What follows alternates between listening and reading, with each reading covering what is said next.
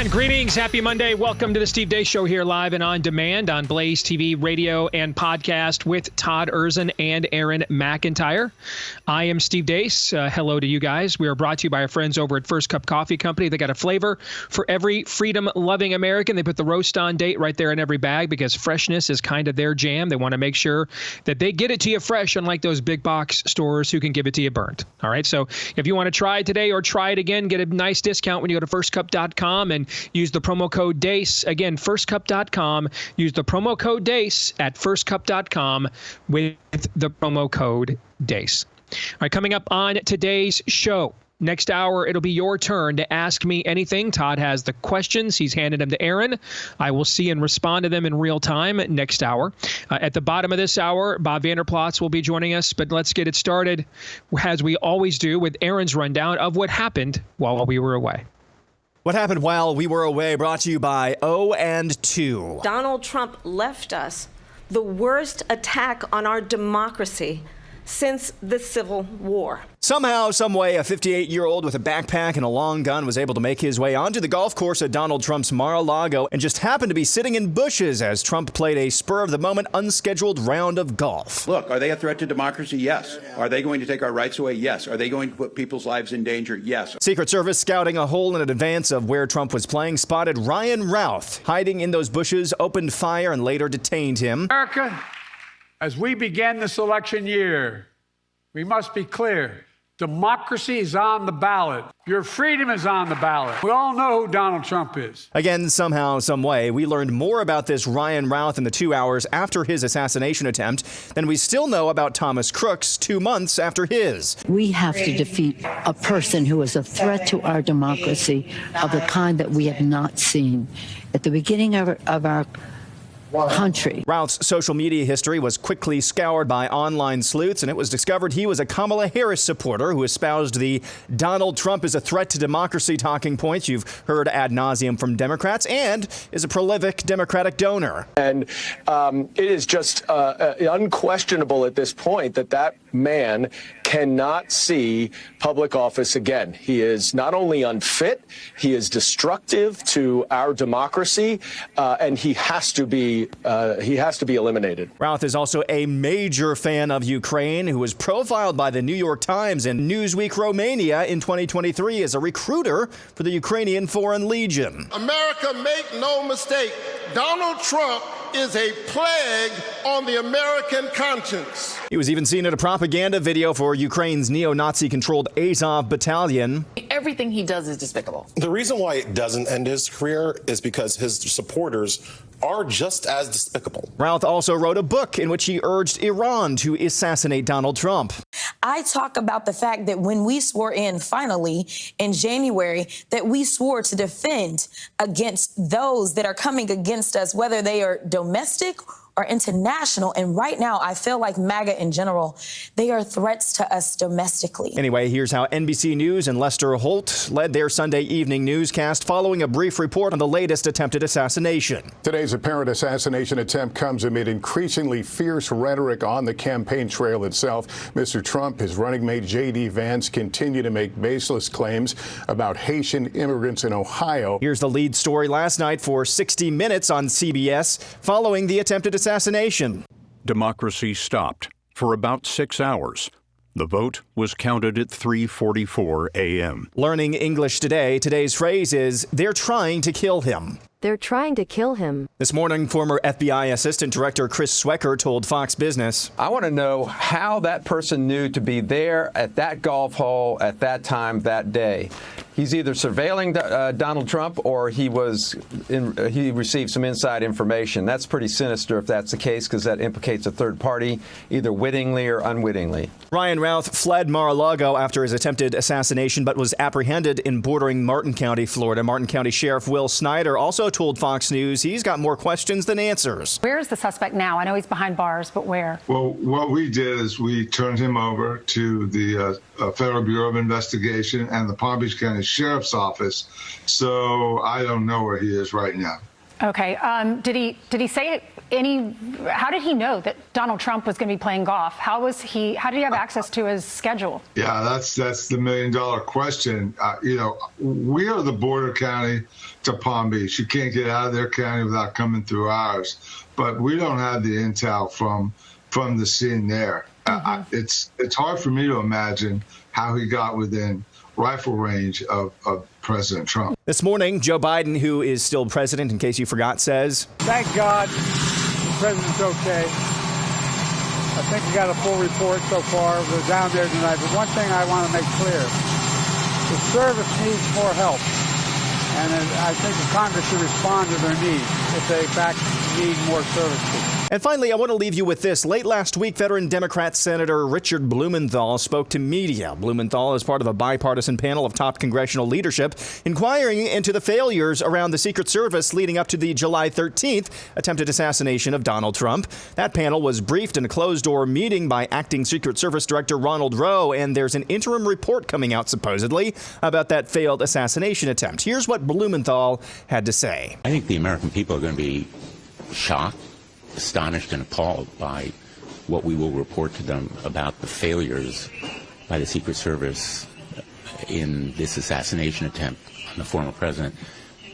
But I think they also ought to be appalled and astonished by the failure of the Department of Homeland Security to be more forthcoming, to be as candid and frank as it should be to them in terms of providing information. So top Democrat Richard Blumenthal says the Department of Homeland Security is not being forthcoming about their investigation into the original attempted assassination of Donald Trump back on July 13th. And somehow we knew more in 2 hours about this Ryan Routh than we have in 2 months about Thomas Matthew Crooks. I'm sure that's nothing. And that's what happened while we were away. Aaron, that is an incredible montage. Yep. I mean, the editing that you did there to put that together, to give our audience a complete portrait of what is happening in the country, brother, that was, before we do anything else, I just want to say that was absolutely masterful. So good job out of you. Just doing my civic duty. And you did it well. Aaron's montage brought to you by our friends over at My Patriot Supply. If you watch that and think, it's going down, I don't know what other reaction you could have. So make sure you get the 4-week emergency food kit from My Patriot Supply. They'll send it over to you as fast as humanly possible. It also ships to you not just as fast as humanly possible, but free as well. You can save $50 on your 4-week emergency food kit. That's breakfast, lunch, dinner. Even drinks and snacks are included. It's the full complement of 2,000 plus calories you need per day. Lasts for up to 25 years as well. So again, $50 off the 4-week emergency food kit that you want to have in your home right now, shipped fast and free when you go to preparewithdace.com. Again, head over to preparewithdace.com. There's a reason why I have amended the old saying that history doesn't repeat, it rhymes. I've amended it over the years on this show to history doesn't just repeat, it also rhymes. And it's because the same forces are at play throughout all of human history. So you see arcs play out. You see patterns play out. You see scripts play out. Because this place that we call home here, this mortal coil, this planet, is a celestial battleground. It's the ultimate north versus south, heaven and hell. And the languages change, and the customs change, and the eras change, and the technology evolves. But the core battle for dominion on this planet rages on and remains. And this is, if there was ever a moment for our country where a biblical worldview is something we dramatically need right now to truly understand the signs of the times and therefore what to do about them, this would be it. We've had other darker times in our nation's history than this right now, but we were a more biblically literate people during those times than we are now. Why is that important? Because the Word of God is basically the owner's manual to the planet. Imagine a warning light comes on in your vehicle, but you don't have the owner's manual. Might not even be something that serious, but since you don't know the owner's manual, you don't have the owner's manual, you don't know how to fix it. And you can break a lot of things trying to fix it. For example, if you see injustice in the world, but believe in your heart there is no God, you will have, therefore, government step into the role of God to do all kinds of things to balance these scales of justice that will then end up, because you are missing the most basic fact of the universe, because you are in denial of or rejection to the owner's manual to this planet, you will therefore then end up making things all the worse, trying to fix a problem. Because you don't have that owner's manual, you cannot properly diagnose. You don't understand what that warning sign on your dashboard is. And with that last statement, I basically just summed up pretty much the last 50, 60 years of American history.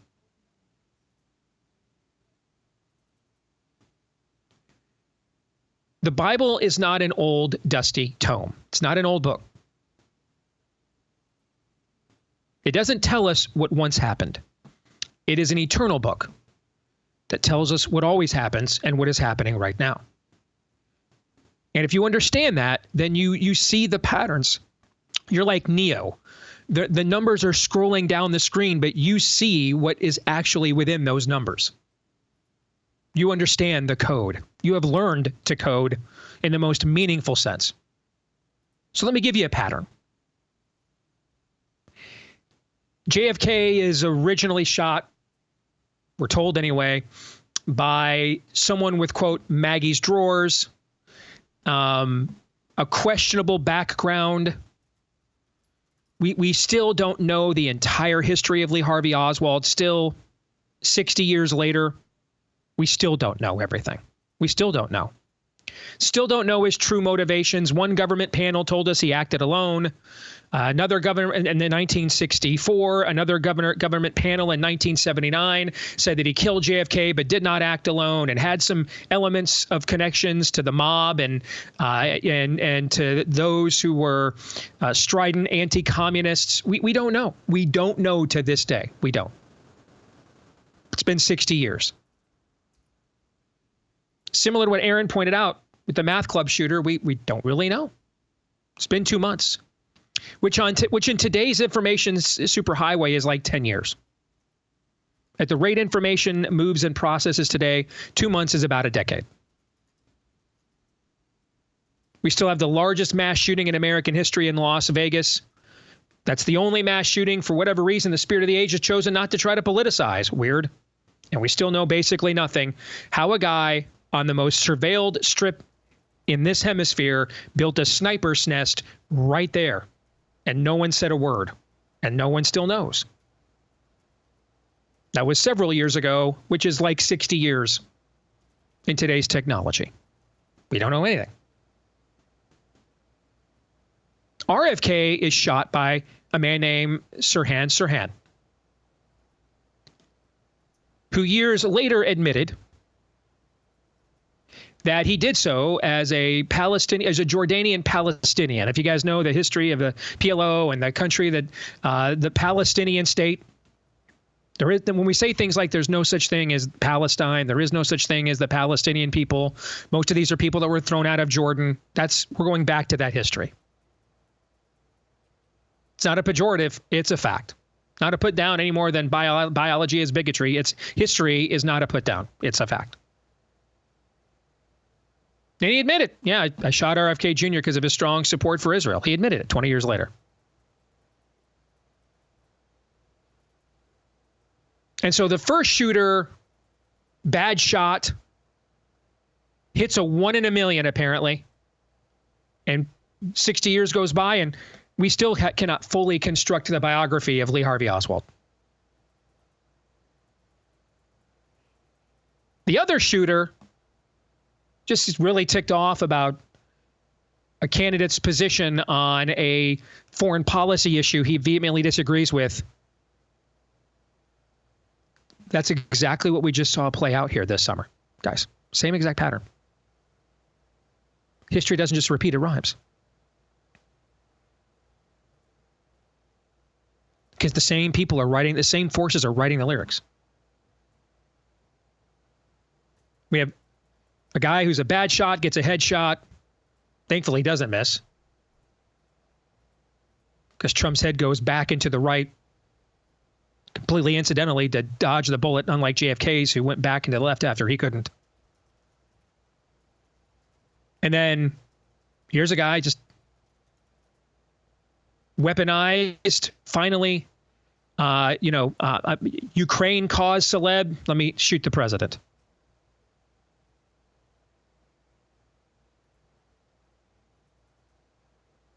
The questions here. So this kid from the math club went full Peter Parker mode and demonstrated Mr. Miyagi levels of parkour to outscale the entire Secret Service, get a shot within 175 yards of Donald Trump, a clean headshot, even though the dorsal view we all have seen, he's just rummaging around, very visible. How he wasn't taken out, we don't know. But yet he was eventually taken out after he fired, of course, from over 400 yards away. So they had some form of extended perimeter, and yet they didn't take him out before he shot. Okay. This guy apparently happens to know Trump's private golf schedule, even what hole he's going to be on. This guy's criminal history, by the way, goes back to 2002.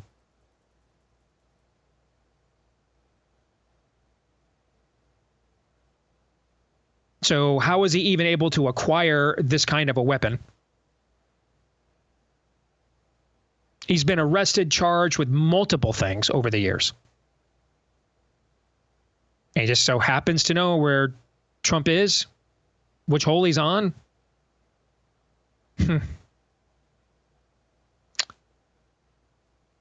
As Aaron said in his montage, they're just trying to kill him, guys. They're just trying to kill him. And this is after we've spent the last couple of years of they're just trying to put him in prison, guys. They're just trying to put him in prison. And this is after we spent a couple of years of they're just trying to impeach him, guys. They're just trying to impeach him. They tried to impeach him over something that ended up being proven as a total hoax. Such a blatant hoax. Even Bill Barr had to call BS on that. The second thing they impeached him for was for digging around for information between Hunter and Joe and what was in the grift of Ukraine. And that actually turned out to be true.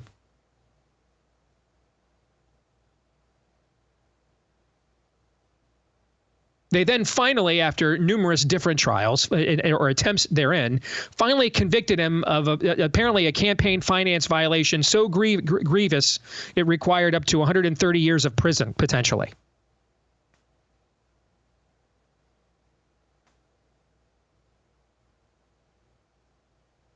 Oh, and they just so happened the one they were able to get the conviction of was a state crime, so he can't pardon himself even if he were to be president again. And now they've tried to kill him twice. Why? I think we need to answer this question.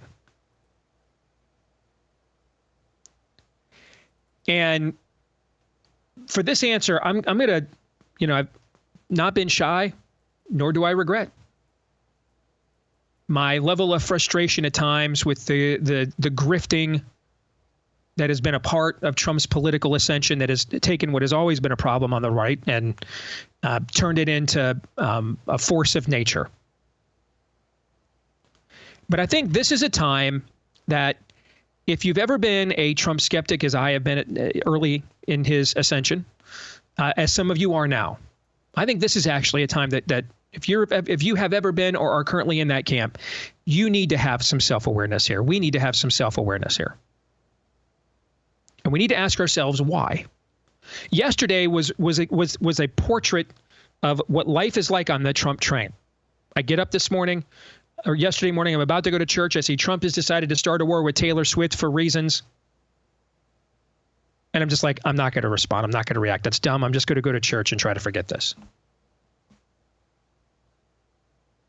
I get home from church and I'm spent. Like, I'm worn out. Like, I can't do another election cycle like this, man. I can't. I'm to quote the great prophet Allen Iverson, I'm tired. Get home from church, watching a little football with my son before he goes out with his girlfriend. Aaron sends me the text. I'm like, no way. And so just when you're exhausted and about to tap out, the spirit of the age raises its hand and says, yeah, we got to get Shorty. Trump is basically John Travolta and Get Shorty. And they're going to keep gunning for him until they kill him or they get him. They're going to keep coming. Why? And there are some of us that look at his lack of discipline, look at his clumsiness, look at the fact he just seems to seek out gray areas and loves to do Icarus impersonations. And you think to yourself, what is it about this guy? Because you don't see it. And there have been times in my career that I have not. But this year, and it's taken me 10 years, but this year, particularly since July 13th, I think I fully get it for the first time. Donald Trump is Brexit incarnate. Donald Trump is Brexit manifested. It's not so much that they are concerned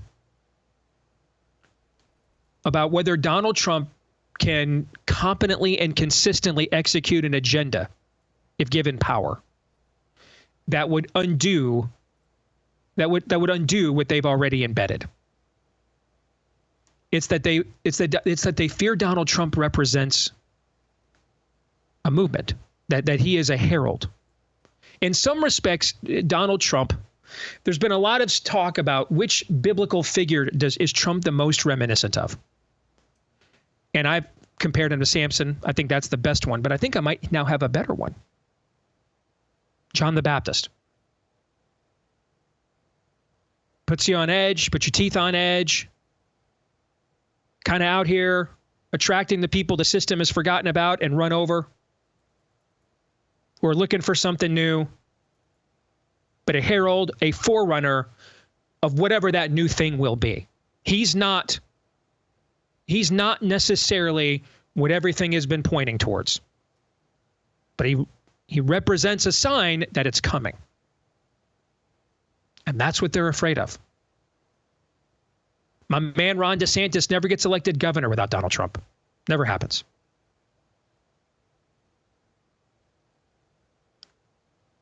Yes, the pro-life movement has fumbled the overturning of Roe v. Wade at first and goal from the 1. And now it's like third and goal from the 47. That's all true. But we didn't know that in June of 22. And all we saw is Donald Trump, not evangelical born-again George W. Bush, not Ronald Reagan, I wrote abortion in the conscience of a nation, but Donald Trump is the one that took their ultimate shibboleth of the dam and smashed it in their face.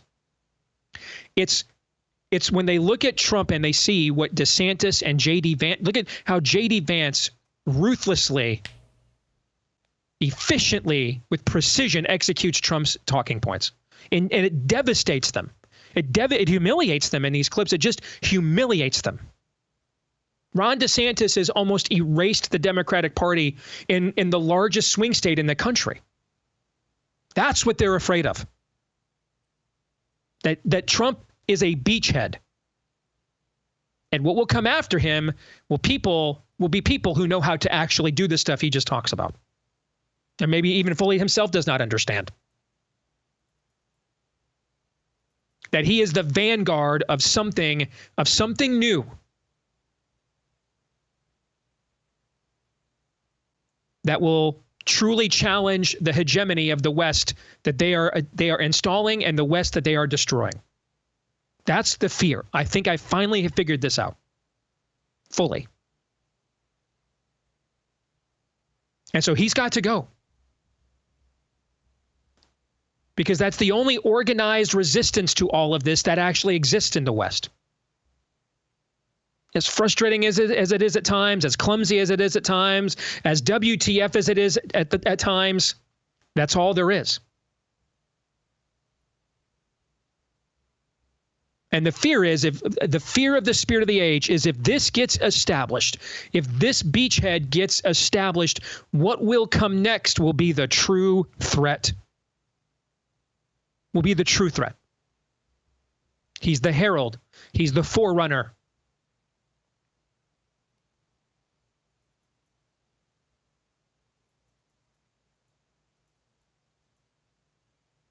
And now I fully understand why, after they shot him the first time, I went and grabbed the sign and put it in my yard. Why I had this like emotional reaction to it. I get it now. This is why.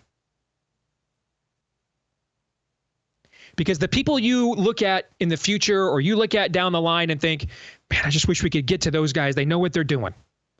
We're never getting to them if they take him out. And that's why they're trying to do it.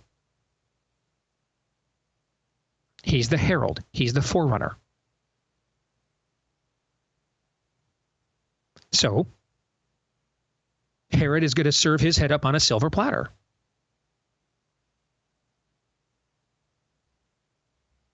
I'll stop there. Todd and Aaron, what are your thoughts?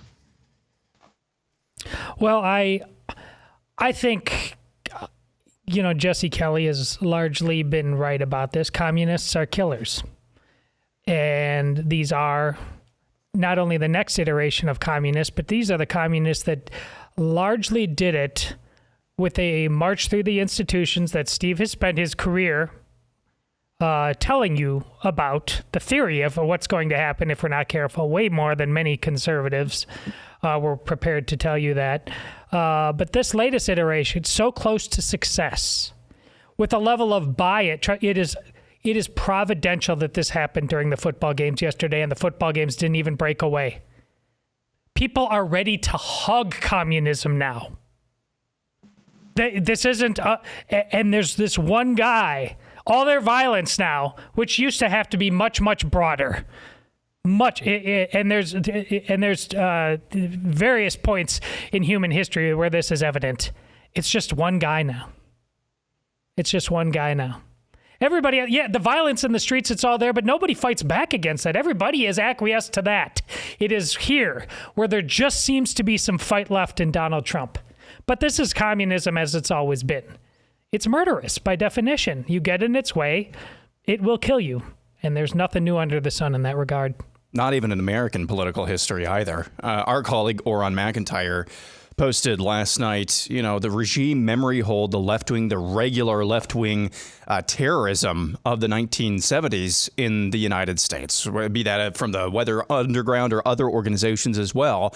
They're just trying to mainstream that again, just put a new skin on that cat, no pun intended, put a new skin on that thing for the 21st century. This is not new in American left-wing politics. There's nothing new under the sun. They're just trying to mainstream this again. They are trying to terrorize you by terrorizing him. That's what they're trying to do. I said this during the Democrat National Convention. I'm going to say it again. Everything that they represent, they are butchers. They are butchers of the good, the true, and the beautiful.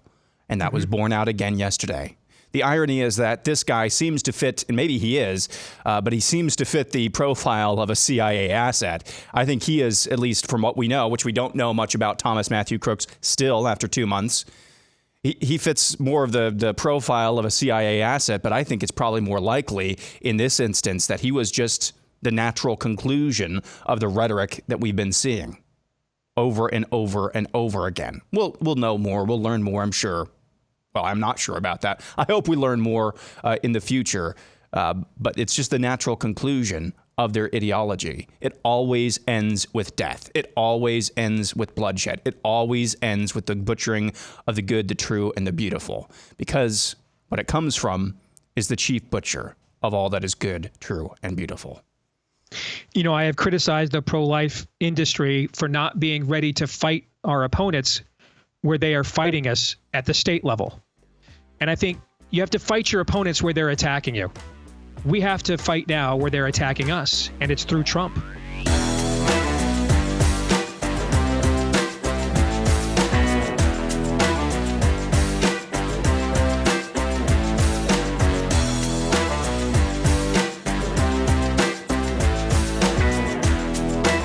Back here on the Steve Deace Show, brought to you by our friends over at Patriot Mobile. If you are looking to divest from people who hate you, unfortunately, you just cannot completely do that yet in the economy we have. But one place, fortunately, where you can is with your mobile phone, the one thing that we all need to thrive in modern society today. So make the switch today to Patriot Mobile. If you do, you'll get the same coverage the big communist boys give you, but instead you'll be getting it from people who don't hate you. You'll be giving money to people who then take that money, reinvest it back into the values that you share with them. I've seen it with my own eyes. And you can also get a free month of service if you use my name, Steve, as your promo code when you go to patriotmobile.com/Steve. Get a free month of service today. Patriotmobile.com/Steve is where you can go. You can keep your number, switch your number, keep your phone, upgrade your phone. They'll customize it for you and your family's needs.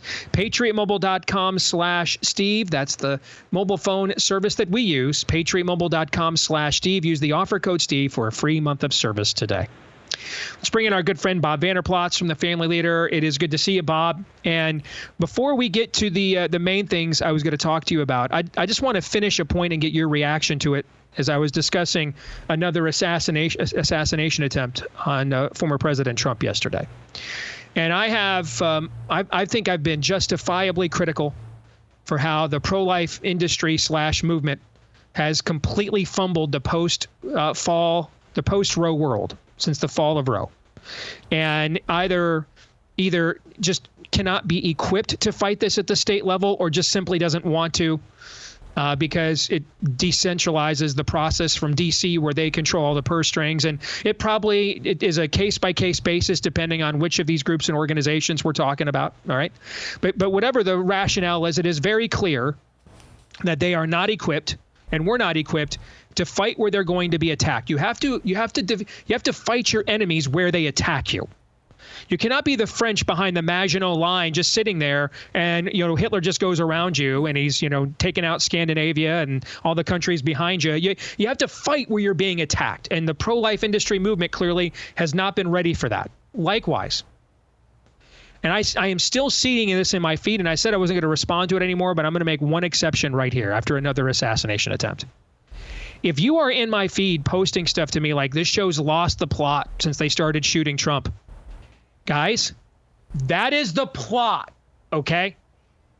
When they're trying to kill the people they think represent you, that's the plot, guys, okay? It's very obvious what the plot is.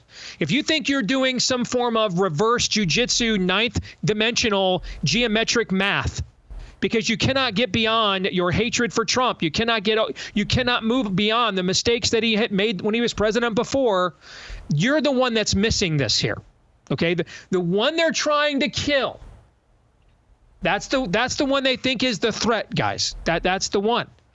And you don't have to like him every day. You don't have to endorse everything he says and does.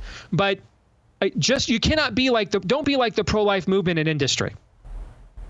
It's very clear where we're being attacked. They're trying to kill that guy.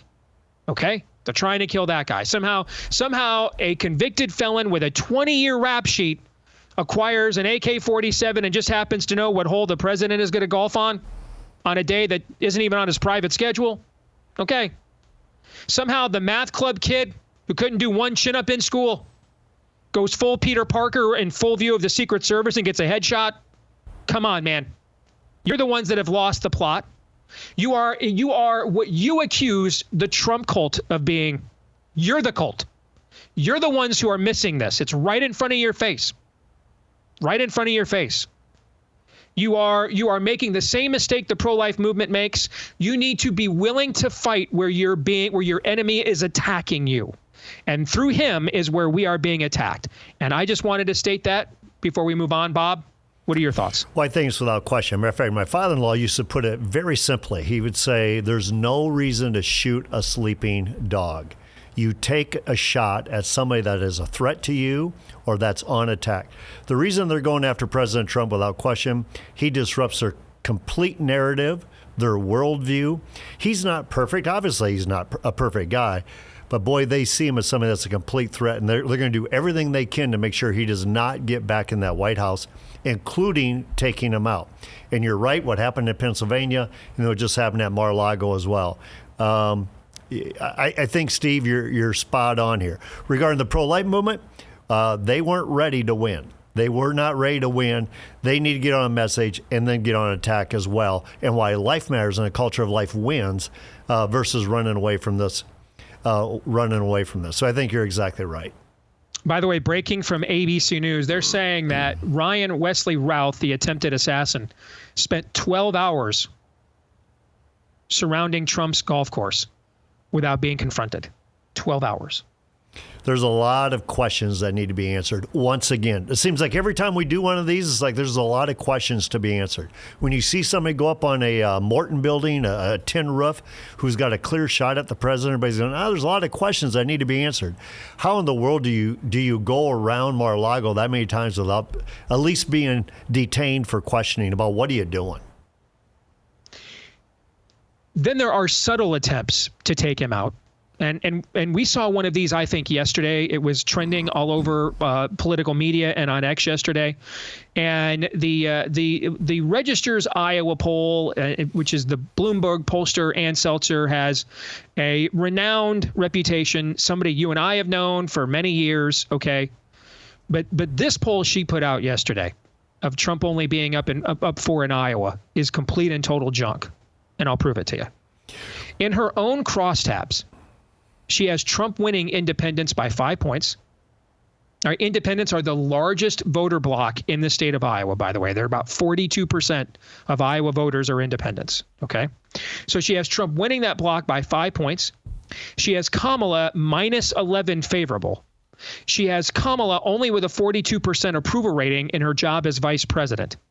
Okay, so she's underwater herself on both a professional and personal metric. Trump is going to win independents by 5 points. And somehow she produces out of those findings, those are her findings, I'm quoting her own poll. Out of that poll, she comes up with a top-line result that in an era when we have more registered Republicans than we've ever had in Iowa history right now, over 700,000 of them, Trump is only going to win the state by 4 points. That is simply not possible. He could win the state by only 4, okay? And all those things that she says about Kamala Harris could be true, but they cannot be true at the same time. That universe, that math does not exist. That's a total bunk poll. And yet, just gets reported and regurgitated as if it's news. And Steve, that's my first thought on that. That's a narrative poll. Creating a narrative like, you know what? If she's going to be within striking distance of Trump in the state of Iowa, a state that has gone remarkably red over the past decade, more Republicans registered than ever, and Trump's winning independents by 5. But if she can make the narrative that Kamala Harris is within the margin of error right now, beating Trump in the state of Iowa, then you know what? Not only is Kamala Harris probably going to win in a landslide across the country, but you're going to lose the Senate, you're going to lose the House, you're going to lose all these down-ballot races in state legislatures. This was a narrative poll. And, Steve, when I read that poll initially, right away I thought back to 2010. You know what poll I'm talking about. Mm-hmm. It was my own gubernatorial race. I was saying I was going to get beat by 29 points. Why? That was a narrative poll. And the reason they didn't want me being governor is because I said on day one I'd issue an executive order that restores marriage between one man and one woman until the legislature votes differently or until the people of Iowa vote differently. But a court doesn't get to make this decision. They wanted to make sure I had no place close to that thing. They're doing the same thing now. So they may not be the shooter outside of Mar-a-Lago. They might not be the kid climbing up a Morton building. But here they are. They're putting out a narrative poll, and that's all it is, because none of the crosstabs add up to her only losing Iowa by 4 points or potentially winning Iowa. To me, that is ridiculous. It needs to be called out for what it is. And this is why the average American says, I don't have trust in the media. I don't have trust in these polls. I don't have trust in the elite. And that's why Trump is more and more of a threat to them, because he challenges their narrative. That brings us to point number 2 I think we should discuss. And that is whether or not Trump should agree to another debate. Kamala, it came right out after the first debate last week, said she wanted another one, which I don't really believe. I think they know that Trump doesn't want another one, and so they just said that. But there's a lot of debate right now on the right, people whose opinions I respect, by the way, who have strong takes on this on both sides. One group says, hey, Don't walk into any more ambushes. Take your case directly to the American people. I see the logic in that. Another group says that this is still the largest audience of potential voters that we can get access to, and we're going to be badly outspent here down the stretch over the year on this campaign, and we can't turn it down. I certainly understand that. I mean, I'm just going to tell you, man, if I was advising the former president, I don't know what I'd recommend. I can see this both ways, but where do you come down on this? Well, I'm with you. I see the logic of both cases to be made, but I definitely come down the side of he needs to do another debate. Whether it was ABC News and being 3-on-1, we get that. But you know what? That should not be a shocker or a surprise to anybody that it was 3-on-1 when you're going into ABC News. The thing is he needs to control that debate. He needs to control the moderators. He needs to fact check the moderators as well as Kamala Harris. He needs to show that he's president. I believe she got an incredible bump out of that debate. Now, is it going to be the thing that's going to determine the election or not? I don't know. But it definitely forces a lot of images in people's minds who are going to make the determining factor on Election Day, whether Trump gets to be president or Kamala gets to be president. And, Steve, what I saw in that debate, Kamala didn't scare me about just being Kamala one term. Kamala scared me about being Kamala 2 terms. So when people say, I don't know if we can survive another term of Joe Biden and Kamala Harris, I'm thinking, can we survive another 2 terms of them? So to me, I think what Trump needs to do is accept that debate, play the alpha male here, and whether it's NBC News or whoever they agree to be the debate moderators, but make sure that you hold them in check, hold her in check. You're the alpha male. You're the president. Take your case to the American people with her on the stage with you. And this time, I would look at her. I think a mistake that was made is they just looked at the moderators, but he never looked at her. She looked at him consistently. I think he needs to stare her down and basically expose her for the fraud that she is. She's not about the average American. She's not about lifting up Todd and Aaron and you and me. She has a worldview that is extreme and out of touch with America and what our republic is all about. I think he needs to take that debate and take it to them and then go on and do a barnstorming of America about how you took it to Kamala in that debate. But I believe after that first debate, I believe he needs to do another debate. But I also agree with you, Steve. I think the reason Kamala came right out and said, listen, I want another debate, that was fun. They knew ahead of time that Trump didn't want to do another debate. Trump would give her one time and that's it. So it's kind of like, I'd call her bluff right now. I would call her bluff. Trump is a skilled debater. He knows the facts. He knows what the American people want to hear. Take it to her and take it to the moderators. Finally, we had 2 of the most high-profile, popular athletes in America today come out last week. Pat Mahomes, quarterback for the 2-time reigning Super Bowl champion Chiefs, and then Iowa's very own Caitlin Clark come out last week and say, hey, our job is not to be endorsing candidates and getting involved in partisan politics, but to, make people aware they can register to vote, have their voice be heard, et cetera. Kind of a position we heard a lot in the 80s and 90s before everything had to be a culture war. But they're also being criticized by people on both sides. People on the left are like, hey, get with the program here and promote, our agenda. And people on the right are saying, listen, man, we're in a war right now and don't have time for neutrality. So what do you think? Well, first of all, I think Caitlin Clark is exceptionally refreshing in a Taylor Swift world, a Steph Curry world. And if she wants to weigh in on who she wants to vote for or whatever at some point, I think that's up to her. But I think what she's doing is she's stiff-arming and she's not taking the bait of you need to jump on the Kamala Harris train right now. What she's saying is, you know what, I'm going to play the game of basketball. What I like about Caitlin Clark, Stephen, what I want to talk to you a little bit about Caitlin is that not just because she scored 35 points last night, not just because she broke the rookie record, not only because she's changed the game of women's basketball, but as I told our team today, if you walked by her on the street and you did not know she was Caitlin Clark, you did not know she was the MVP of collegiate basketball and she's changed the game of professional basketball, you would never look at her and go, I bet she's just an outstanding basketball player. She is somebody that obviously God is gifted with talent, but she has used that talent with a drive to be the best, to become the best. She's worked awfully hard on everything that she has done to become the best. 2 is she makes those around her a heck of a lot better. I watch those highlight reels and I see what she does with her teammates. Her teammates are finally getting in a position where they can make shots or have easy layups because of Caitlin Clark. She makes her teammates better. But the other thing I like about her, Steve, she's not playing victim mentality. It's not, I mean, yeah, she gets beat up. She should have been on the Olympic team. She shouldn't have been pushed down by Angela Reese, but she never takes the bait. She rises the standard above. This is a game of basketball. It's a tough basketball game.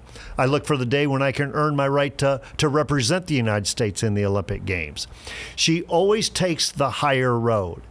But then lastly, and we just read Psalm 71 in devotions about basically, when I'm old, let me still speak to the next generation. Let me draw that next generation to you. When you listen to Caitlin Clark, she's always about those little girls watching her in the stands. I want those little girls to understand they can do what I do, that they can break my record.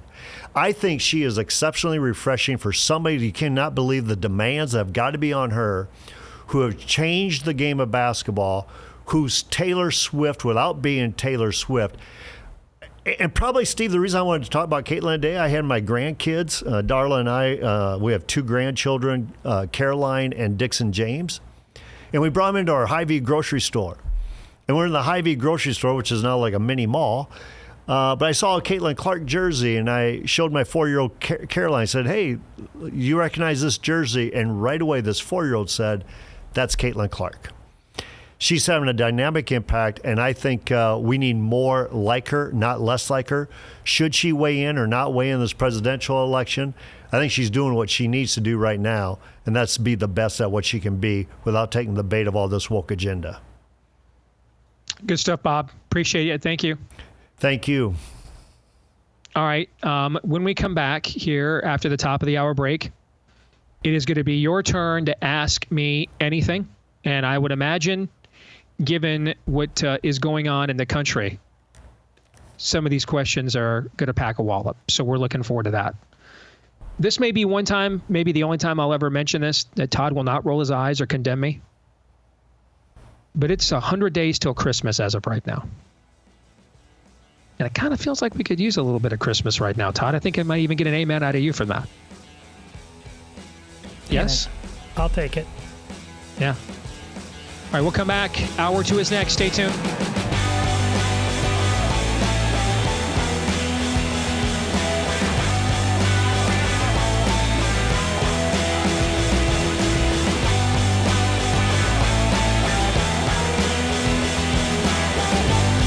We are back here with Hour 2 live and on demand on Blaze TV, radio, and podcast alongside Todd Erzin and Aaron McIntyre. I am Steve Deace.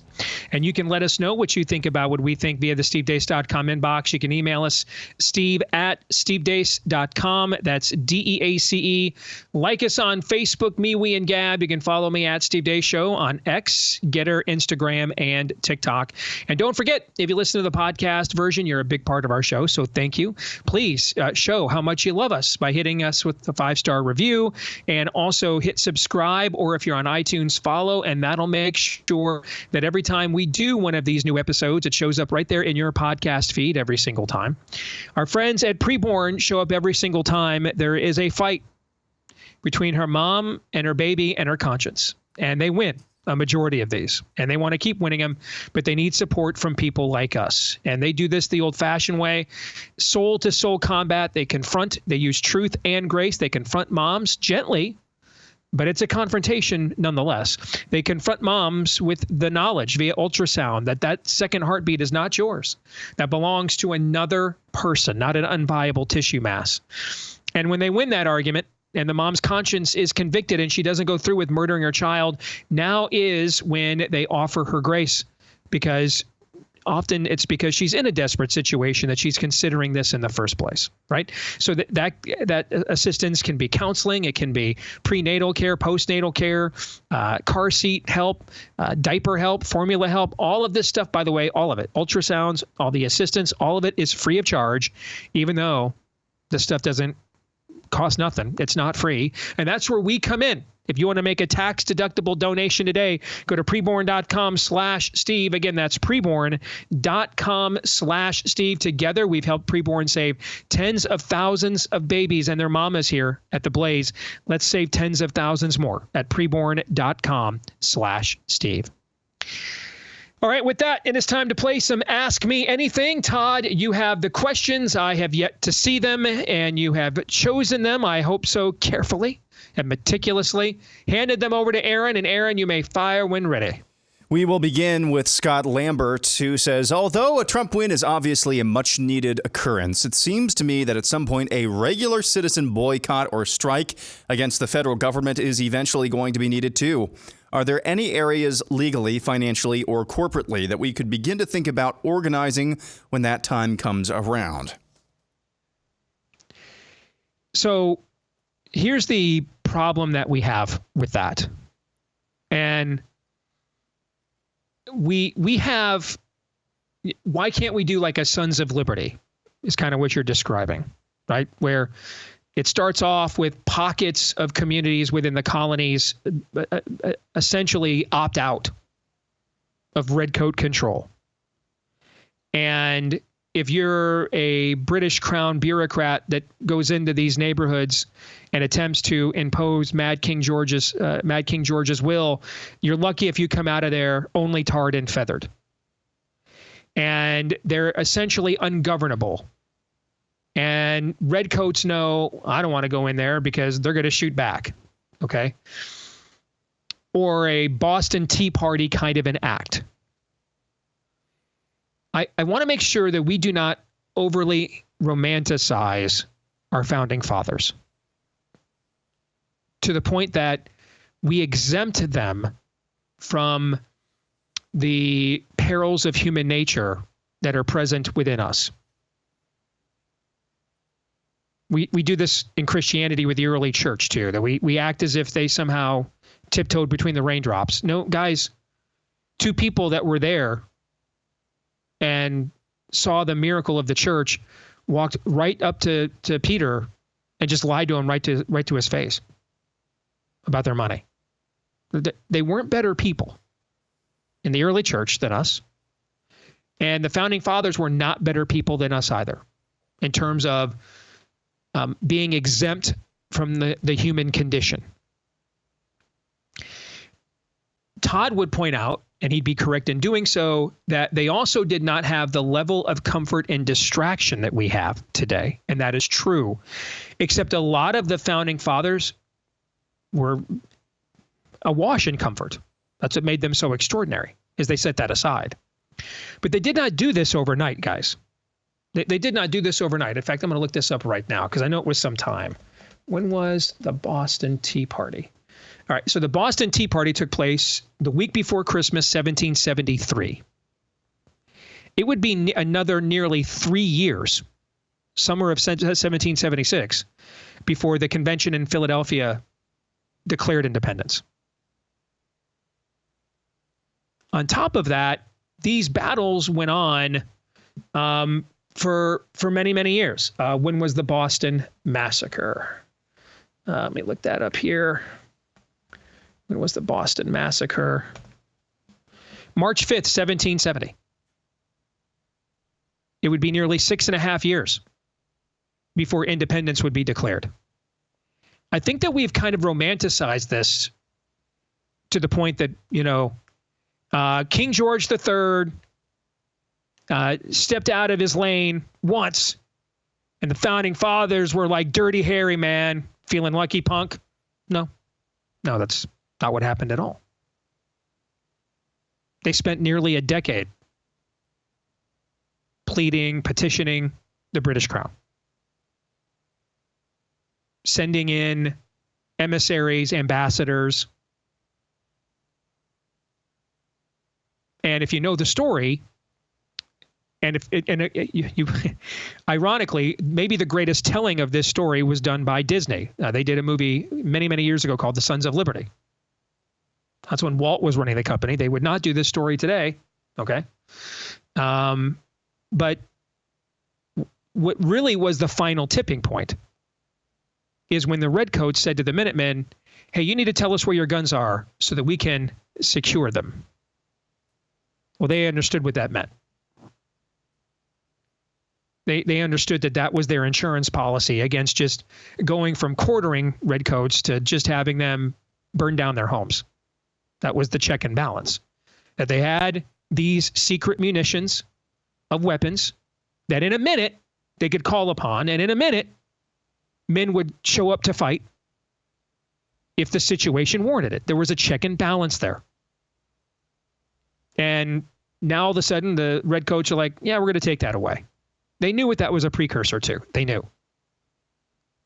And that now is the moment when they're out of agency. Take that last phrase I just said right there and underline it, circle it, put it in bold and italics. When they were out of agency is when they finally acted, to the extent that led to the birth of this country. And they explain why right in the Declaration of Independence. I won't be able to quote it directly. It'll be a paraphrase. But humankind is predisposed to suffer indignities and tyrannies and oppressions as long as they're sufferable. We are sons of Adam. God walking in the garden saying to Adam, hey man, I put you in charge of this place. I give you the keys to the car called Earth. One day, this serpent shows up. Dude, what you doing? What happened here? I got nothing. I got nothing. And this woman you gave me, she was the real problem here. Let me tell you something, Pops. That's who we are. That's our species right there. We don't ever proactively act. We just don't. There's usually a few people who will get it and proactively act, or one person who will proactively act, or a small group of people who will, and then they end up getting known by another term. Martyrs. All right? Visionaries usually become martyrs. And the critical mass happens when agency is lost. So going back to what Todd harps on the show a lot, comfort is another term for agency.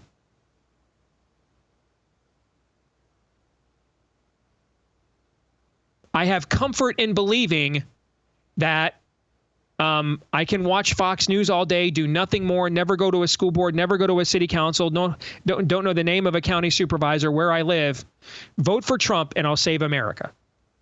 And then I have agency in no longer being an active participant in the process.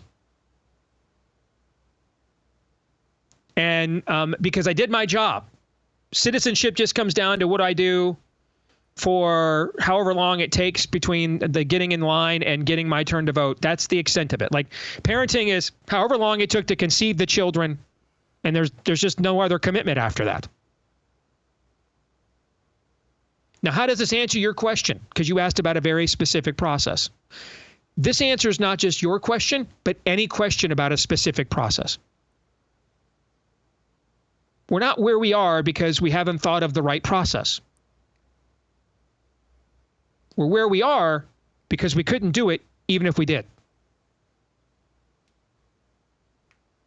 The people are the problem. The people are the problem.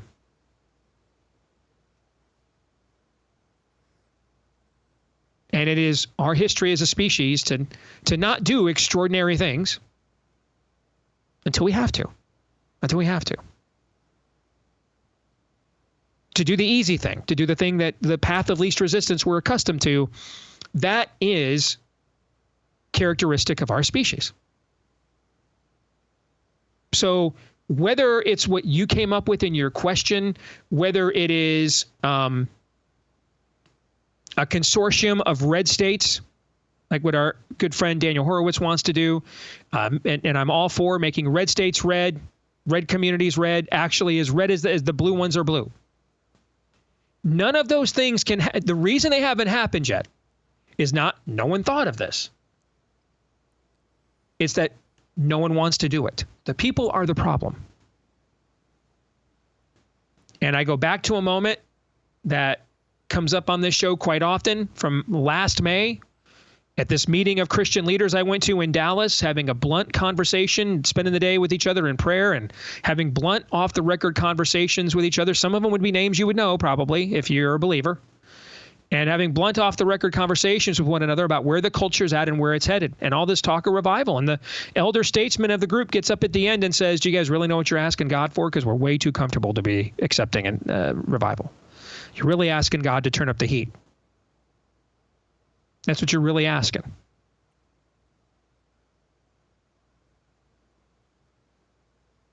So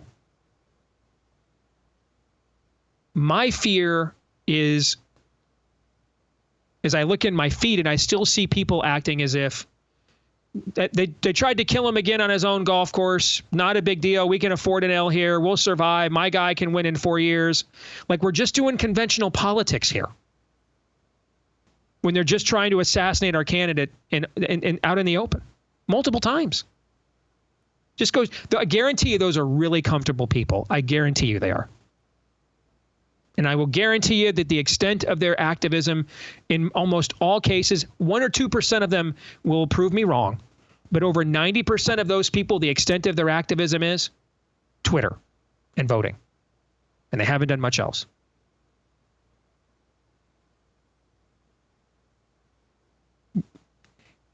There's not enough agency lost yet. There's just not. And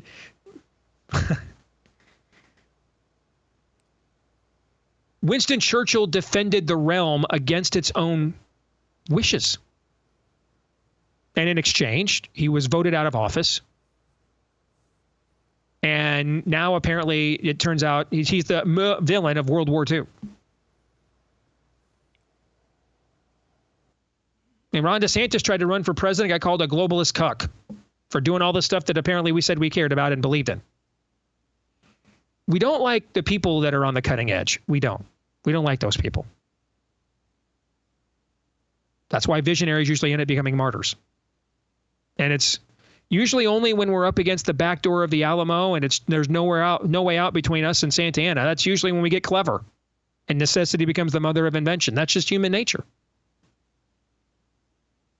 I mean, I look at my own career. A lot of people said saying a lot of the same things about Mitt Romney I said 15 years ago, when it didn't pay to say those things, but it paid to put him on the cover of National Review and say he was the next Reagan.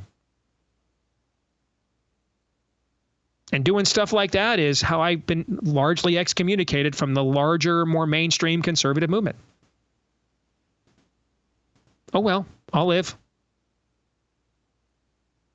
But there usually has to be a lot more suffering before we start thinking about doing things like that. And it's not that suffering makes us smarter. It's that it makes us more desperate. Next question. We will continue on with Betsy Harmon Wooten, who says, I love your show. Recently lost my husband to an alcohol addiction. Question I have and would love to hear your answer to, as well as Todd and Aaron's, is, would you characterize addiction as a thorn in the flesh? I wrestle with it. Probably, I would. Now, for those of you that are wondering what and first of all, sister, my condolences.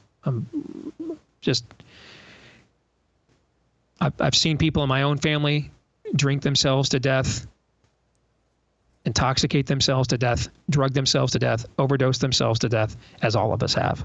So, buried some people like that. So, my condolences on behalf of our entire show and our audience for what you're enduring now as a widow.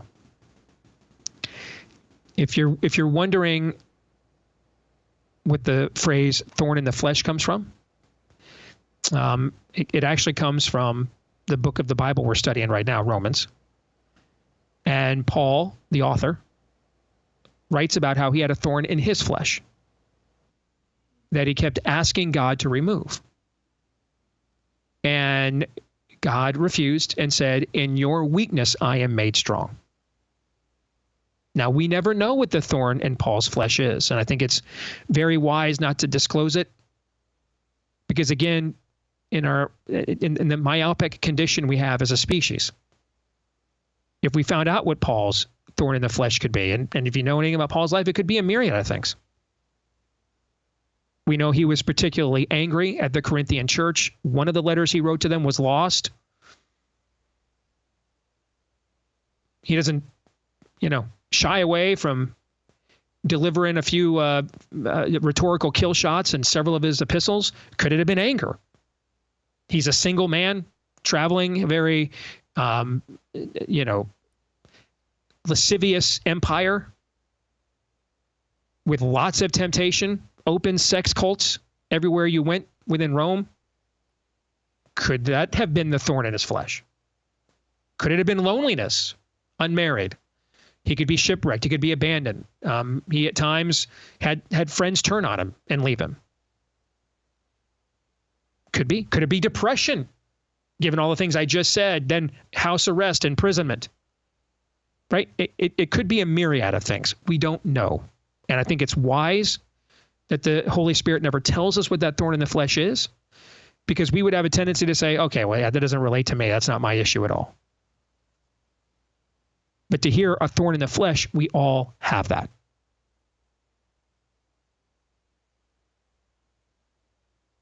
Now, the real challenge is, how do we respond to that?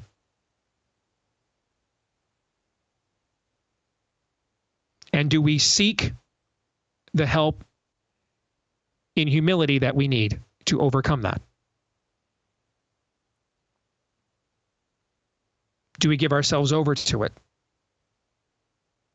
But then there are also moments where, you guys, we have a good friend of ours that we met in our audience that we met because he had a very good friend who was struggling with substance abuse, and his Celebrate Recovery group stopped meeting because of lockdowns, and ended up taking his own life.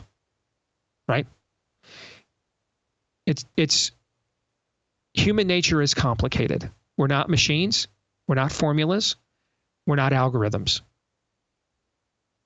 I am using a guide for our Roman study based on the expository preaching of Charles Spurgeon. Considered by many the greatest Baptist preacher that ever lived, considered by many the greatest English-speaking preacher that ever lived.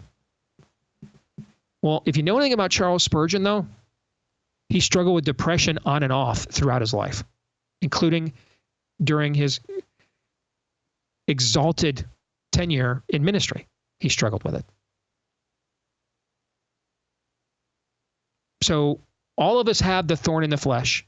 Is the addiction itself the thorn in the flesh? Is the addiction what we're using to self-medicate to avoid confronting that thorn in the flesh? And I think that is on a person-by-person basis. You guys have any thoughts on this? I think that last part is really, really important, certainly as it applies to the way she asked the question. There's probably something else, perhaps multiple something else's, that speak to why drinking turned into alcohol addiction. So I think that frames everything that you said before it. Yeah, I think foundationally, yes, it is. It's not just alcohol; it's any attempt to fill the God-shaped hole in our hearts. Foundationally, yes, that's a spiritual issue. I mean, there are offshoots of this conversation that we could talk about, but to answer that question as succinctly as possible, yes, foundationally, I think it is a thorn in the flesh. Ready to move on? All right. Yeah, ready to move on. Jason Faulkner says, what percentage of the electorate will vote for Cringella just to get the first female president? I think that'll be the majority of her vote. So is it 60% of her vote, 70% of her vote? But all of their messaging is identity politics. It is fundamentally, I shouldn't say all. The majority of their messaging is fundamentally identity politics. So you get the response to what you market. people buy what you sold. So if that's the majority of their branding and messaging, I'm left to assume that'll be the majority of why people will vote for her. All right, next up, we go to Kent Miller. Was the Citizens United Supreme Court ruling with regards to campaign finance really so murky that the California Attorney General, Kamala Harris, could use it to force nonprofit groups to turn over their private donor lists? Furthermore, since AG Harris's open intimidation tactics against conservative donors was so effective and not only overturned by the Supreme Court until 2021, was it her willingness to apply ruthless lawfare tactics at that point and later in the support of the 2020 riots ultimately the real reason that she's admired by the left and, as a result, is now currently sitting as the Democrat candidate for president? This is a really smart take. Really smart take. Now, Ken, I doubt most Democrat voters know the things you just mentioned about her political career, but it's why she became a senator. You know, I don't. Heck, Steve, it's why we had the takes we did early on about Kamala. Right. We just thought she was a gangster. I thought she was going to win that primary in 2020. Yes. That was my prediction. Yes. Yeah. And she couldn't even get to Iowa because I saw how ruthless she had been as a senator and on a local level in California with David Delight and everything else. And I thought, okay, ruthless and a female Obama, how's this chick going to lose, right? And then she went out there and did that first debate where she called Biden a racist and just wrecked him, right? You know, and we're like, yeah, that's going to be her. Okay. And then it never materialized. Now, I think we need to answer, though, why didn't it materialize? Because she had to get off script and she had to actually connect with people and voters in a retail way in Iowa. And there's not a real person there, guys. This woman is a construct. There's not a real person there. Is she Montel Williams' side piece? Is she Willie Brown's side piece? Is she the ruthless technocrat that went after David Daleiden for daring to tell the truth? Is she the ruthless attorney general who used the power of her office as a will to power? Is she the absolute nitwit we've seen as vice president? And you guys know what the answer to that question is? Yes. The woman is a construct. There's not a real person there. It's just there's a collection of, it's a bonfire of the vanities, guys. It's a collection of craven instincts. Who do you need me to be? Dumb, stupid, slutty, ruthless? What do you need? I'm your Huckleberry. That's essentially her life verse. But to expose that, you have to get her off script, which is why, guess what they're not doing a lot of? Putting her off script. That's why I don't believe she really wants another debate. I think they're ecstatic that I don't think Trump was necessarily terrible in that debate. I just think that the expectations for her were so low that she came across as baseline presidential, and that's a massive win for them. I mean, if I was on her debate team, I'm wiping the sweat off my brow. We survived, and that's a dub. All right, quick, go back to hiding. We'll use our institutional advantages from here.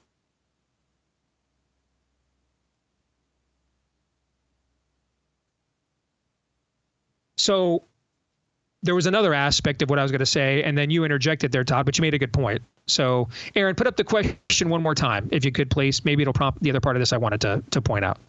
Can you do that or not? All right, so Citizens United,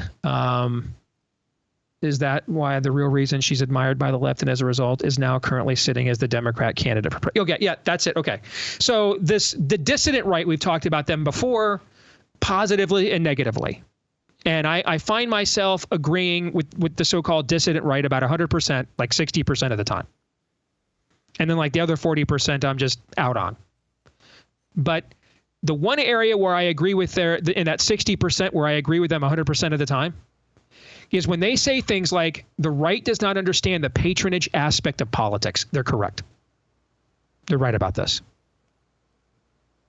The reality is Trump was condemned that all he would do is just put his own, schleppers in office if he won. Guys, his presidency would have been way better if he would have done that. Way better. I mean, way better. Way better, guys. Instead, he hired Rex Tillerson, and on it goes. All those generals that don't want to support him now. He made a bunch of Elaine Chao ditch McConnell's wife. He made a bunch of terrible swamp hires, thinking that was art of the deal. The art of the deal is you don't get rid of Steve Bannon. You keep him, and you never hire Rex Tillerson for Secretary of State.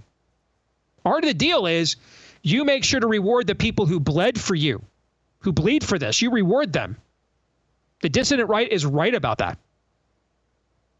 So I fought him 2 weeks ago on Churchill. I'll fight with him on this. They're 100% right about this. Kamala did what they wanted her to do to David Daleiden in California. They gave her a Senate seat as a result.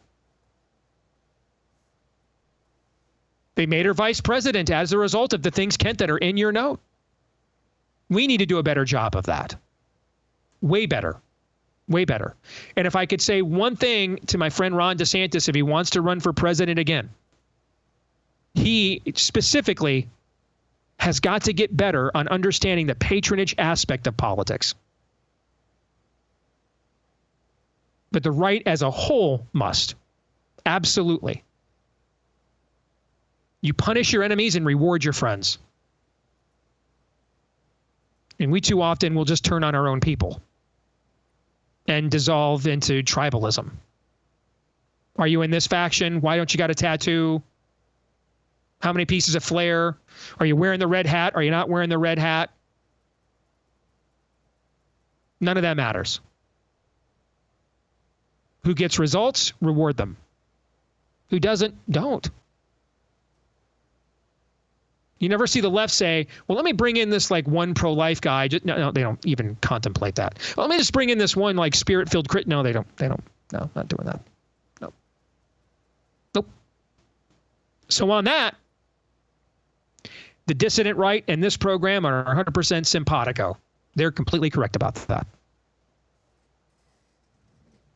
All right, I think we probably don't have enough time. We do another not. question. Yep. We're up against the break. Okay.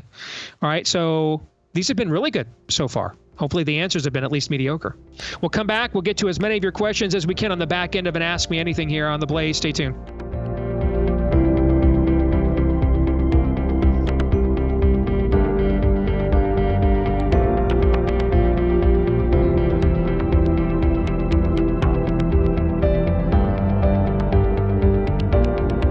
Listen, I know what you're thinking. It's crazy that the same people who, right when the Sun Belt wave of COVID hit in 2021, decided we were suddenly needing to ration the monoclonal antibody treatment everybody needed. The same people that said, well, here's this drug we gave a Nobel Prize to in 2015, but now you need to know it's a horse dewormer and dangerous. The same people who were like, yeah, this hydroxychloroquine we've given to tens of millions of people and saved countless lives with is too dangerous to even consider. The same people who said, well, here's this cancer drug with a black box warning called remdesivir. Let's kill your kidneys with this and claim we're treating COVID. The same people who said, I know it's the year 2020 and 2021, but we have no way whatsoever to treat a pulmonary infection or inflammation at all other than just go home, wait till you can't breathe, then come back and we'll put you on a ventilator and we'll be, in the break room in between lung darts, flipping a coin to see if you're alive or not in an hour. I know it's crazy that those exact same people and same forces would be like, let's just kill our political opposition. It's a great leap. I've lost the plot. I mean, I'm in over my skis here. But just in case I'm not, check out our friends at Jace Medical. Get the Jace case right now of the next batch of medications they'll probably try to ban from you right when you need them the most. And you can expand it now into what you need and want customized for your needs and your family's needs. All right, get the Jace case right now when you go to jace.com/Deace. Jase. Jase for jace.com/Deace. Use the promo code Deace at checkout for a discount. Promo code Deace at checkout for a discount at jace.com. Jace.com, promo code Deace. Also, let you know, coming up here in just a couple of weeks, if you live in the Dallas area, coming up in a couple of weeks, ladies, the Share the Arrows event from our colleague, Allie Stuckey, and she's hosting an event with Francesca Battistelli, Rosario Butterfield, Candace Cameron Bure, and more, a chance to encourage and equip women to live for Christ here during an era when it is needed in America more than maybe ever before. So many different packages to fit your budget as well, from general admission to VIP to the premium all access. Get it all and all the information you need right now at sharethearrows.com. Go there today. This is coming up in Dallas on September the 28th, sponsored by Carly Jean of Los Angeles. Again, that's sharethearrows.com. is where you want to go, sharethearrows.com. All right, with that, let's get back to some Ask Me Anything, gentlemen. All right, we'll continue with Cindy Pitt-Kinney. Question for you and Todd. I'm seriously considering converting to Roman Catholicism, but the Pope's recent syncretic statements give me pause. I also realize that the media hates the Roman Catholic Church and will spin statements by the Pope. I haven't yet done my homework on his recent statements, but I'm wondering if y'all can shed some light on this issue. Assuming his statements have been reported accurately, isn't what he said heresy? So I'm going to give Todd the advantage of the last word on this because it's my show, so I typically get the last word on everything anyway, and I want to make this as fair as possible. So I'll go first, and then Todd, you can take however much time you want to respond to her. I have, and Todd will back me up on this, I've always tried to be as fair as I can to papal statements of translation, and I've mentioned this before. There is a wide cadre of media. We almost will never respond on this show to anything that corporate media says that the Pope said, unless it's like the 60 Minutes interview where we can see him say it ourselves. Because, the corporate enemy media, there's a lot of projecting there. There's a lot of lapsed Catholics there. And so there's a lot of projecting of what we want a Pope to be, what we want the church in Rome to look like and say, to align with our beliefs and values. And we especially, Todd, if I recall, saw this a lot the first few years of Pope Francis, where he would be accused of saying things that were not accurate, and the papacy would have to come out and actually provide the actual translation of these things. Am I getting that right? There was a lot of this in the opening years, right? Yeah. Okay. But what's happened is the Pope himself has spoken out more and more. He himself has more and more said some very problematic things. I took this quote seriously because I saw it from LifeSite News. And they're like a Catholic's Catholic, like Latin Mass, or you're a heretic level Catholic. So I took it seriously because they were the ones raising the alarm bells about this. And for those of you that don't know, the Pope basically just said there's many paths to God. Every religion is an expression of God. So the Haitian religion that says, let me grab the geese and sacrifice them for Dormammu, that's a path to God? I don't think so. Islam says that Christ wasn't crucified, so therefore he couldn't even be resurrected from a death he never suffered. Meanwhile, Christianity says without the resurrection, we don't exist. So God is bipolar. God sacrificed his son for nothing. To me, that's an openly heterodoxical, just if not flat out heretical statement. I agree. And as we pointed out, since we've been discussing this pretty openly on the show since the 500th anniversary of the Reformation in 2017, the position of our show is that the dominant disagreement between Catholics and Protestants is not theological, but that the theological differences stem from an ecclesiastical argument. What is the ultimate authority? What is it? Okay. And so I think I got a question. I think I did a Ask Me Anything just on Twitter on my flight home from Dallas after the debate last week. And a guy just asked me, and I answered it. What would it take for you to consider converting to Roman Catholicism? And my answer to him, I think, applies, Cindy, to your note. Okay. To me, there is no purpose in claiming that you have a level of authority on par with the scriptures, even to the point of being the source of interpreting them correctly for the people, if you're not actually going to exercise said authority? Why would I entertain your beliefs of tertiary issues like veneration of Mary, for example, or a fundamental issue we have a disagreement on, all right, which is justification by works, something that's come up a lot for the last several, cycles of our Roman study, for example. If you're not going to exercise your own authority, for example, I'll just look at my own life, okay? I mean, what everything I've said about the scriptures was, if it was true, it was true regardless of whether I have a moral failing or not. And if it was false, it is false regardless of whether I have a moral failing or not. But would not a moral failing greatly impact the credibility by which I would speak to those issues? And the answer is yes. Which is why the character of the believer matters greatly. And when we get stuff wrong and we blow it, and we all will, and when we fall, and we all will, you got to own that. But if you're not going to exercise the authority and power you claim to have, why would I then say, well, that looks like the authority? Because really, to me, the core difference and disagreement here is ecclesiastical. So my answer to this guy was, I just start rounding up all the people that deserve excommunication and talk to me. I'll listen. But you cannot expect me to have more of a belief in your credibility and authority as an institution than you have, or than you exercise. So I'll stop there, and Todd, you can get the last word on this, and then we'll move on. Yeah, now it's time for Todd to play his greatest hits or the worst hits, because there's nothing new here with Pope Francis. Taken in a vacuum is what this says. Heretical, of course. But we've been down this road before with the Pope. This is something he was riffing on in between a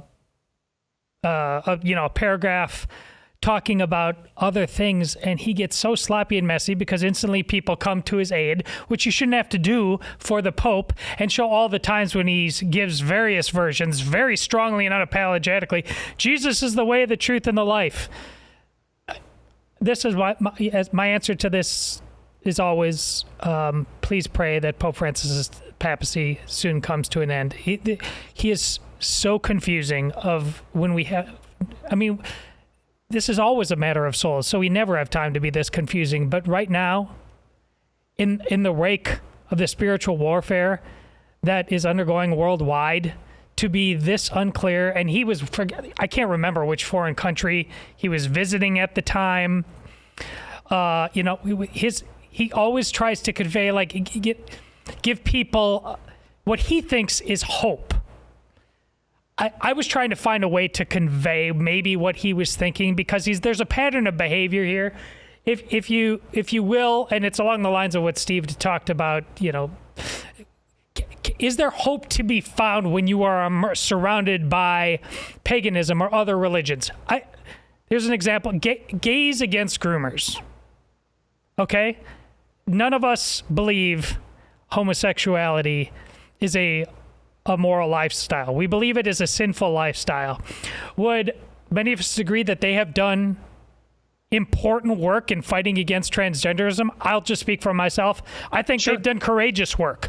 I think Pope Francis, based on, again, a pattern of behavior and a pattern of saying things that fly in the face of what he said here, I think he's trying to say something like that, but it's very sloppy, and everybody who's pushing back on this has an absolute right to. You're the Pope, for God's sakes. We need you to be clear at this time. Now, all of that being said, your reasons for being Catholic should not have exclusively be anchored into what Pope Francis or any one pope says. There's been 260 some odd popes. And beyond that, there's a church that goes way beyond just the papacy. So I understand your frustration, believe me. I would just make sure that that is not. When I've said there's a deal, the best reason you can have for not being Catholic in this day and age is like Pope Francis, President Biden, Nancy Pelosi. I get it. Do your best to put them aside because you get a lot of nonsense, and that's sad. All right, moving on. Brenda Guo says, what's with the breastfeeding and natural childbirth articles on your Facebook feed from The Blaze? It doesn't sound like topics you would normally post. There are a couple questions like this. So I have two Facebook feeds, one that I control that predates my arrangement and our partnership with The Blaze. That's the one that I mentioned, Steve Deace. There's another Steve Deace show one that The Blaze exclusively controls. And frankly, guys, I barely got time to look at the one I control most days. I was made aware of this yesterday when you pinged me about it. But most days you could tell me that they've got live photos of an alien landing on that Facebook page. I'd be like, okay, because I just don't have time to check it. So I have absolutely no. My guess is that's just a company aggregator, and we wrote columns about it, and we promote our stuff internally, and that's what people wrote about. All right, moving on. Susan Edgerton says, can the Mountain West be saved? I'm a Wyoming Cowboys fan and feel like we're being picked off one by one by the buzzards known as the Pac-12. I feel like this question is a trap. I feel like Todd is going full David Muir right now, and I'm unsure of how to answer. Like, is it okay to answer this question, or am I walking right into a rant, which I would then deservedly be a target for because I answered it and entertained it? Or is the proper answer, I don't have time for an opinion on that right now? But then am I rude to my audience? Because I did say ask me anything, and you guys asked me this, So am I playing for an audience of one? I'm trying to avoid the wrath of Todd Erzin, or am I playing for the actual audience here? Whew. That's a tough question. It's a sticky wicket, Steve. It is.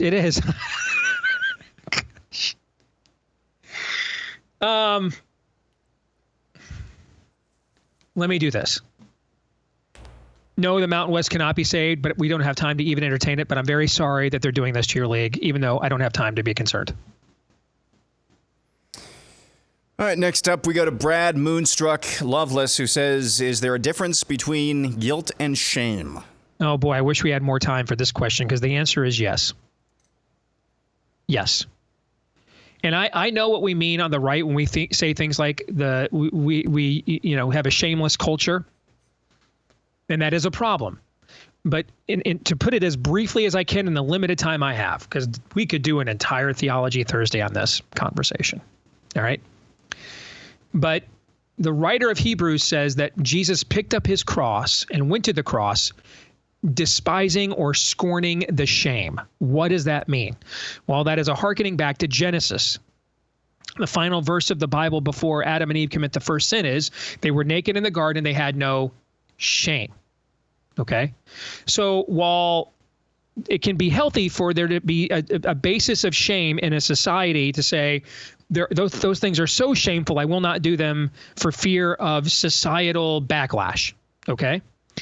And healthy societies will have those things to an extent. But as Christians, we need to understand that ultimately the point of the gospel is to remove to remove that shame. That people are not weighed down by the shame of the sins that they committed, that they are forgiven for, but now have life and life abundantly. Not in the Joel Osteen way of 6 washboard abs and 57 offerings, but the abundant life of being free now from their sin, free now to fulfill the purpose that God originally intended for them and created for them, free now to have the relationship with their Creator they were always meant before eternity past to have, before we sinned. And then free to experience that now for all of eternity.